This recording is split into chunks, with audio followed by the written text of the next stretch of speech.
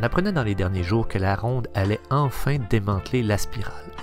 Et oui, cette attraction qui avait cessé de tourner en 2018 et qui demeurait là, telle une capsule temporelle suspendue entre passé et présent, devrait finalement disparaître du paysage montréalais en novembre 2025.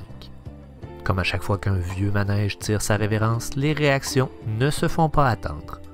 Certains s'indignent, comme ils l'ont fait pour la pitoune, le mini-rail ou encore le galopin. Mais il faut bien l'admettre, les vestiges du passé doivent parfois céder leur place. Et ce n'est pas si grave, tant qu'on prend le temps de se souvenir. Mais pour ceux qui ne la connaissaient pas, qu'était donc la spirale?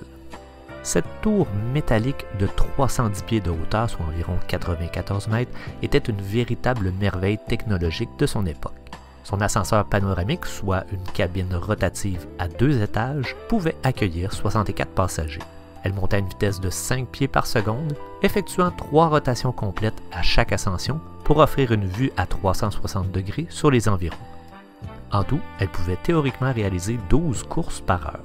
La structure reposait sur une base de béton de 40 pieds de diamètre ancrée sur 14 pieux métalliques enfoncés à 55 pieds dans le sol. Et, malgré sa taille imposante, son fonctionnement était silencieux, une prouesse remarquable pour l'époque. Et maintenant, je vais vous avouer quelque chose.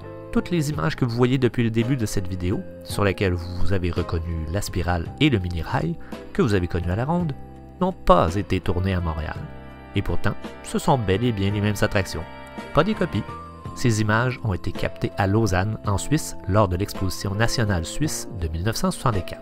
Et oui, comme plusieurs éléments que l'on croit propres à la ronde, la spirale et le mini-rail n'étaient pas neufs. Ils ont été achetés par la commission de l'expo directement à la Suisse, puis intégrés au parc à l'occasion de l'Expo 67. J'ai fouillé autant comme autant dans les rapports d'exploitation de la commission, espérant trouver le montant exact de l'achat, mais sans succès. Le mystère demeure. Pendant plus de 50 ans, ces 2 attractions auront fait des millions d'euros. Mais, comme toute bonne chose a une fin, il faut savoir dire au revoir. Selon le site Coasterpedia, 7 tours similaires auraient été construites entre 1963 et 1970. La première à être détruite a été l'Astro Needle de Astroworld en 2000, après 2 ans de fermeture. Aujourd'hui, il ne reste dans le monde que 2 de ces tours. L'une à Rotterdam, aux Pays-Bas, et l'autre à Saint-Paul, au Minnesota. Cette dernière, cependant, n'est ouverte que pendant 2 semaines par année lors de la Minnesota State Fair, un peu l'équivalent de notre Expo Québec d'autrefois. Alors, retournons aux bases.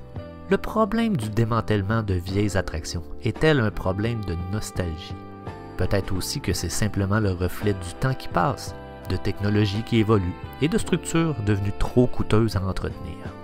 Les gyrotours comme la spirale ont marqué leur époque, mais aujourd'hui, les parcs misent sur des expériences plus immersives, plus interactives et plus modernes. Six Flags fait la bonne chose avec la spirale. Maintenant, est-ce que Six Flags fait la bonne chose avec la ronde en général? Ça, c'est un autre dossier. Oui, la ronde est à l'abandon. Il n'y a pas de nouveauté, sinon que des déménagements. Mais savez-vous quoi? La ronde, c'est une vache à lait pour Six Flags. Parce que même s'ils n'investissent rien, vous continuez d'y aller.